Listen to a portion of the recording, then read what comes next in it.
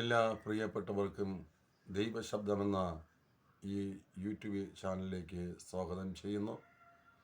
ദൈവം അനുഗ്രഹിക്കട്ടെ. ഒരു പകൽക്കാലം കൂടി ദൈവം നമുക്ക് തന്നിരിക്കുന്നു. വളരെ അനുഗ്രഹിക്കപ്പെട്ട ഒരു പകൽക്കാലമാണ് ദൈവജനത്തിനായ നൽകപ്പെട്ടിരിക്കുന്നത്. കർത്താവായ യേശു ക്രിസ്തു എന്ന നാമം മനുഷ്യരുടെ ഇടയിൽ വളരെ അനുഗ്രഹപ്രദമായി അവർക്ക് ആശ്വാസം പകരുന്ന ഒരു നാമമാണ് യേശു എന്ന നാമം. ആ യേശു ക്രിസ്തുവിലൂടെ അനവധി പേരുടെ ഭാരങ്ങളെ മാറ്റുന്നു. യേശുവിൻ്റെ ശബ്ദം, യേശുവിൻ്റെ ആ സ്നേഹ പ്രകടനങ്ങൾ, ആർക്കും വേണ്ടാത്ത രോഗികളായിരിക്കുന്നവരെ യേശു സൗഖ്യം നൽകുന്ന അനുഭവത്തെക്കുറിച്ച് കാണുവാൻ കഴിയുന്നു. യേശുവിനെ പിൻഗമിക്കുന്ന അനുഭവസ്ഥരായി, സാക്ഷികളായി മാറ്റിയെടുക്കുന്ന ഒന്ന്. യേശു സംസാരിക്കപ്പെട്ട വ്യക്തി യേശുവിൻ്റെ സ്നേഹിതരായി, യേശുവിനെ രക്ഷിതാവായി സ്വീകരിച്ച് ഭൂമിയിൽ സകലത്തിലും ഏറ്റവും അതിപ്രാധാന്യമുള്ള ഒരു മനുഷ്യനായി ക്രിസ്തുവിനെ മനുഷ്യർ കാണുവാൻ ഇടയായിത്തീർന്നു. നാം നോക്കുമ്പോൾ കൊലപാതകൾ ഉണ്ടായിരിക്കാം. അവർ ക്രിസ്തുവിൻ്റെ സാക്ഷ്യങ്ങളെക്കുറിച്ച് കേൾക്കുമ്പോൾ അവർ ചെയ്തതായ തെറ്റുകളെക്കുറിച്ച് പശ്ചാത്തപിച്ചു മടങ്ങി വരുന്ന അനുഭവം ഈ ഭൂമിയിൽ പിന്നെ അവരുടേതായ ജീവിതത്തിൽ മരണപര്യന്തം ക്രിസ്തുവിനായി തന്നെ നല്ല പ്രവർത്തികൾ ചെയ്ത് പോരുന്ന അനുഭവസ്ഥരായി മാറുന്നു.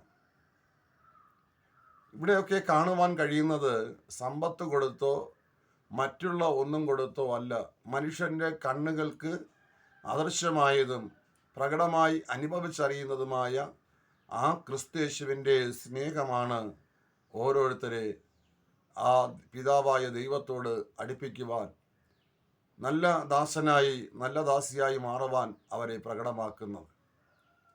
മനുഷ്യൻ്റെ വഞ്ചനകളിൽ കുടുങ്ങിപ്പോകാതെ, മറ്റുള്ളതായ കപടതകളിലേക്ക് അകപ്പെട്ടു പോകാതെ ഓരോരുത്തരെ സംരക്ഷിക്കുന്ന ആ സ്നേഹത്തിൻ്റെ അനുഭവം എത്രമാത്രം വിലയേറിയതാണ്. എന്നാൽ ആ യേശുവിനെക്കുറിച്ച് നാം അറിഞ്ഞിട്ടുണ്ടായിരിക്കാം, കേട്ടിട്ടുണ്ടായിരിക്കാം, കേട്ടുകൊണ്ട് ഇരിക്കുന്ന അനുഭവസ്ഥരായിരിക്കാം. എന്നാൽ ആ ക്രിസ്തുവിൻ്റെതായ വചനത്തിനോ അവൻ്റെ കൽപ്പനകൾക്കോ അത് വിധേയപ്പെടുവാൻ കഴിയാത്ത നിലവാരങ്ങളിൽ ഈ ഭൂമിയിലെ ഇതര സാഹചര്യങ്ങളാലും ഇതര ആവശ്യങ്ങളാലും പലതിലും കുഴഞ്ഞു കിടക്കുന്ന ഒരനുഭവസ്ഥരായി മനുഷ്യർ മാറിക്കൊണ്ടിരിക്കുന്നു. യുവാക്കന്മാർ, മധ്യവയസ്കർ, കുഞ്ഞ് പൈതങ്ങൾ, വാർദ്ധക്യമായവർ അവരുടേതായ ജീവിതത്തിനകത്ത് ശരിയായ ദൈവസ്നേഹത്തിൻ്റെ പ്രകടനം ഉൾക്കൊള്ളുവാനോ മനസ്സിലാക്കുവാനോ കഴിയാത്ത തരത്തിൽ ആയിരിക്കുന്നതായി കാണാൻ കഴിയുന്നു. അതുകൊണ്ട് വിശേഷാൽ ഇന്ന് ഓർപ്പിക്കുവാനുള്ളത്, ക്രിസ്തു എൻ്റെ ജീവിതത്തിൽ ആരായിരിക്കുന്നു,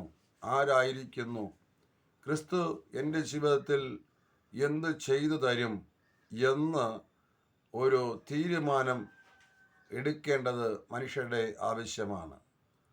ഒന്നാമതായി, ക്രിസ്തു എന്നെ സ്നേഹിച്ചു എന്ന് ആ ക്രിസ്തുവിൻ്റെ സാക്ഷ്യം കേൾക്കുന്ന ഒരു മനുഷ്യൻ തൻ്റെ ഹൃദയത്തിൽ മനസ്സിലാക്കി കഴിഞ്ഞാൽ, അല്ലെങ്കിൽ സ്വീകരിച്ചു കഴിഞ്ഞാൽ കാണുവാൻ കഴിയുന്നു, ക്രിസ്തു എന്നെ സ്നേഹിച്ചു.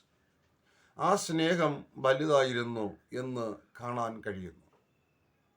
നാം ഓരോരുത്തരും നോക്കുമ്പോൾ ക്രിസ്തുവിനെ അറിഞ്ഞവർക്ക് പറയുവാൻ കഴിയും, ഏറ്റവും വലിയ സ്നേഹം ഏത്? ക്രിസ്തു എന്നെ സ്നേഹിച്ചു. അതാണ് ഏറ്റവും വലിയ സ്നേഹം. ഒരപ്പനേക്കാൾ, അമ്മയേക്കാൾ, സഹോദരങ്ങളെക്കാൾ, മറ്റു പ്രിയപ്പെട്ടവരെക്കാൾ ഏറ്റവും അധികമായി ക്രിസ്തു എന്നെ സ്നേഹിച്ചു എന്ന് നമുക്ക് തെളിവുള്ളതാണ്. അതൊരിക്കലും മാറ്റിവെക്കുവാൻ കഴിവുള്ള ഒന്നല്ല. അടുത്തതായി കാണുവാൻ കഴിയുന്നത്, ക്രിസ്തു എൻ്റെ പാപ പരിഹാരത്തിനായി ഗാൽഗോത്തായിൽ യാഗമായി തീർന്നു എന്നേക്കുമായി. ആ സ്നേഹം ഒരിക്കലും വിലമതിക്കുവാൻ കഴിയുന്നതല്ല. ഞാൻ ക്രിസ്തുവിനെ എൻ്റെ രക്ഷിതാവായി എൻ്റെ ഹൃദയത്തിൽ സ്വീകരിക്കുവാൻ ഇടയായി. കാരണം ജന്മപാപം കർമ്മപാപത്താൽ മനുഷ്യനായിരുന്നു. എന്നാൽ മനുഷ്യൻ ജനിച്ചു വളർന്ന പശ്ചാത്തലം അനുസരിച്ച്, അവൻ്റെ സാഹചര്യങ്ങളനുസരിച്ച് അവൻ പാപിയായി തീർന്നു. ഈ ഭൂമിയിലായിരിക്കുമ്പോൾ നന്മതിന്മകളെക്കുറിച്ചുള്ള ശരിയായ അറിവ് ലഭ്യമായിരുന്നില്ല. ക്രിസ്തുവിൻ്റെ സാക്ഷ്യങ്ങളിലൂടെ, ആ വചനത്തിലൂടെയൊക്കെ ആ സ്നേഹം തിരിച്ചറിയുവാനും ആ സത്യം മനസ്സിലാക്കുവാനും ഈ ജഡലോകത്തിൽ ജീവിച്ചപ്പോൾ ചെയ്തത് പോയത് തെറ്റായ ഭാഗങ്ങളുണ്ട്. അതിൽ നിന്ന് ഒരു മോചനമാണ് ക്രിസ്തുയേശുവിൻ്റെ പരമയാഗത്തിലൂടെ എനിക്ക് ഒരു വീണ്ടെടുപ്പ് ലഭിച്ചു. വെറുതെ അല്ല, ആ ക്രിസ്തുവിനെ എൻ്റെ രക്ഷകനായി ഞാൻ സ്വീകരിക്കപ്പെട്ടു എന്ന് പറയണം. അവിടെ കാണാൻ കഴിയുന്നത് യേശുക്രിസ്തുവിൻ്റെ രക്തം സകല പാപത്തെയും പോക്കി. പാപമോചനം എന്ന വീണ്ടെടുപ്പ് യേശുക്രിസ്തുവിൻ്റെ രക്തത്തിലൂടെയാണ് നമുക്ക് പ്രാപിപ്പാൻ അല്ലെങ്കിൽ നേടിയെടുക്കുവാൻ കഴിഞ്ഞത് എന്നുള്ള ആ ഒരു കാര്യം നാം മനസ്സിലാക്കേണ്ടതായിട്ടുണ്ട്. ഇന്ന് പകൽക്കാലം പറയുവാനുള്ളത്, യേശു നമ്മെ സ്നേഹിച്ചു. ആ യേശുവിൻ്റെ സ്നേഹം വലുത്. യേശു ആരാണ് എന്ന് നാം അറിയണം. യേശുവിലൂടെയുള്ള സത്യം ലോകരുടെ മുൻപിൽ നാം വിളിച്ചുണർത്തിക്കുന്നവരായിരിക്കണം. ആ ദൈവകൃപ, ആ ദൈവ സ്നേഹം നമ്മുടെ ജീവിതത്തിൽ നിരന്തരമായി ഉണ്ടാകേണ്ടത് ആവശ്യമാണ് എന്ന് ഇവിടെ കാണുവാൻ കഴിയുന്നു. ആ യേശുവിൻ്റെ സ്നേഹത്തെ വിട്ട് നാം ഒരിക്കലും മാറുവാൻ കഴിവുള്ളതല്ല. യേശു എനിക്ക് വാഗ്ദത്തം ചെയ്തിട്ടുണ്ട്. എന്ത് എന്ന് വെച്ച് കഴിഞ്ഞാൽ, ഈ ലോകത്തിൽ നശിച്ചു പോകുന്ന വാഗ്ദത്തമല്ല, ക്രിസ്തുവിൻ്റെ വചനപ്രകാരം സത്യപ്രകാരം ജീവിച്ചു കഴിഞ്ഞാൽ കൈപ്പണിയില്ലാത്ത ഒരു ഭവനം ഒരുക്കപ്പെട്ടിട്ടുണ്ട് എന്ന് ഉറപ്പ് തന്നിരിക്കുന്നു എന്ന് കാണാൻ കഴിയുന്നു. പ്രിയമുള്ളവരെ, ഈ സന്ദേശം നിങ്ങൾ കേൾക്കപ്പെടുമ്പോൾ നിങ്ങളുടെ ജീവിതത്തിനകത്ത് ക്രിസ്തുവിനെ കുറിച്ച് നിങ്ങൾ കൊടുത്തിരിക്കുന്ന വില എന്ത് മാത്രമാണ്? ആ ക്രിസ്തു നിങ്ങളുടെ ജീവിതത്തിൽ ചെയ്തത് എന്താണ്? നിങ്ങളിത് ഒരുപക്ഷെ കണ്ടുകൊണ്ടിരിക്കപ്പെടുമ്പോൾ നിങ്ങളുടെ ജീവിതത്തിൽ നേറുന്ന പ്രശ്നങ്ങളുണ്ട്, വേദനകളുണ്ട്. ആ നിങ്ങളെ കൂടെ നിൽക്കപ്പെടേണ്ടവർ ഒട്ടനവധി പേർ നിങ്ങളിൽ നിന്ന് മാറി നിൽക്കപ്പെടുന്ന സാഹചര്യങ്ങളുണ്ട്. എന്നാൽ ഒന്നേ പറയുവാനുള്ളൂ, ഒരിക്കലും മാറി നിൽക്കാതെ കൂടെ നിൽക്കുന്ന ഒരു സ്നേഹനിധിയായ യേശു കൂടെയുണ്ട്. കഷ്ടങ്ങളിലും പ്രയാസങ്ങളിലും അനുവാദം കൂടാതെ ഏത് സാഹചര്യത്തിലും നിങ്ങളുടെ അടുക്കൽ കടന്നു വരുവാൻ. അതേ, ഒരു ആരാധനയ്ക്ക് പോകുമ്പോൾ ഭർത്താവിൻ്റെ അനുവാദം വേണം, അല്ലെങ്കിൽ പ്രാർത്ഥനക്കാർ നിങ്ങളുടെ ഭവനത്തിൽ വരണമെങ്കിൽ ഭർത്താവിൻ്റെ അനുവാദം വേണം, അല്ലെങ്കിൽ വീട്ടിലുള്ള മുതിർന്നവരുടെ മറ്റുള്ളവരുടെ അനുവാദം വേണം.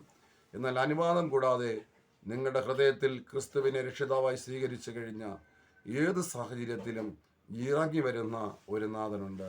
ഇന്ന് ഈ പകൽക്കാലം ആ യേശു ക്രിസ്തുവിൻ്റെ സ്നേഹം സകല പാപത്തെയും പോക്കുന്നു എങ്കിൽ, ഇന്ന് നിങ്ങളെ വീണ്ടെടുക്കുന്ന ഒരു നാഥനായി കൂടെ ഉള്ള യേശുവിൽ പ്രത്യാശ വയ്പ്പാൻ സർവകൃപാലുവായിരിക്കുന്ന ദൈവം നിരന്തരാത്മാവിൻ്റെ സംസർഗത്താൽ സഹായിക്കുമാറാകട്ടെ.